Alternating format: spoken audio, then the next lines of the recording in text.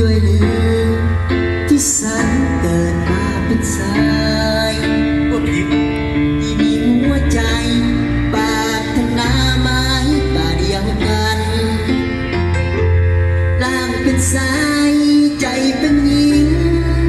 เรื่องจริงที่มันโป่งปังทุกๆคนเรียกขานสักว่ากับเธอ